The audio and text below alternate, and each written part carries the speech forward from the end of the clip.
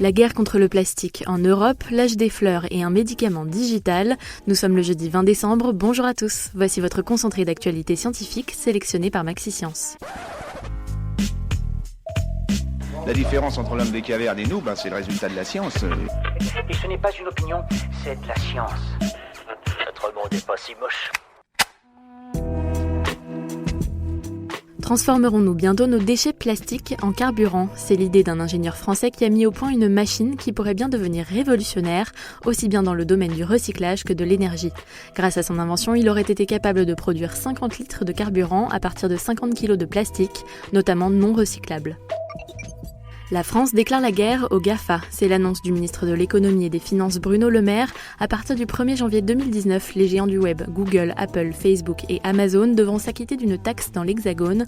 Grâce à cette mesure, le gouvernement espère récolter 500 millions d'euros sur l'année. Le but, devancer l'Union européenne qui reste divisée sur la question. Une page se tourne. En Allemagne, la toute dernière mine de charbon a commencé à fermer ses portes. Pendant longtemps, l'industrie faisait partie de l'ADN de l'Allemagne de l'Ouest, mais elle est devenue obsolète face à la concurrence étrangère et au pétrole.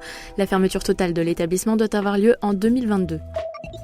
Coton-tige, paille et Toyota Café, tout va disparaître. L'Union européenne a voté hier l'interdiction des plastiques à usage unique en 2021. À eux seuls, ces produits représentent en effet 70% des déchets échoués sur les plages et dans les océans.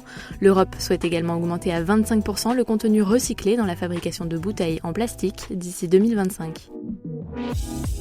Super, j'adore. Alors écoute-moi bien, je vais essayer d'être clair avec toi. Ouais, génial. Les fleurs sont plus vieilles que ce que l'on pensait. C'est la conclusion d'une équipe d'archéologues qui a découvert pas moins de 250 fossiles en Chine. Après analyse, les scientifiques ont révélé que l'apparition des fleurs sur Terre remonterait au Jurassique, il y a 180 millions d'années. Autrement dit, c'est 50 millions d'années plus tôt que ce que l'on pensait. À Los Angeles, le milliardaire américain Elon Musk a dévoilé la première étape de son nouveau projet, un tunnel censé révolutionner les transports urbains en contournant les embouteillages sous terre.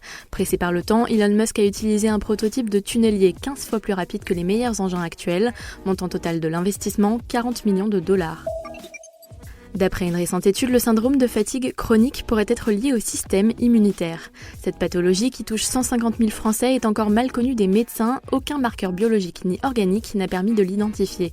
D'après les nouveaux résultats des scientifiques, une réponse immunitaire exagérée provoquerait des changements au niveau du cerveau, mais aussi des muscles et du métabolisme. C'est ce qui provoquerait le syndrome de fatigue chronique. Et si l'avenir des médicaments était le digital ? Des scientifiques américains ont mis au point une pilule imprimée en 3D qui délivre un médicament directement dans l'estomac. En l'avalant, le patient peut contrôler cette pilule depuis son smartphone pour gérer la posologie du traitement. Cette pilule 2.0 contient aussi des capteurs permettant de surveiller l'état du patient. C'est tout pour aujourd'hui, on vous dit à demain pour de nouvelles actualités scientifiques. Mais d'ici là, vous pouvez retrouver votre podcast préféré sur votre smartphone grâce aux applications Deezer, Spotify et Apple Podcast. Voilà. Il ne reste plus qu'à vous remercier de votre attention. Au revoir.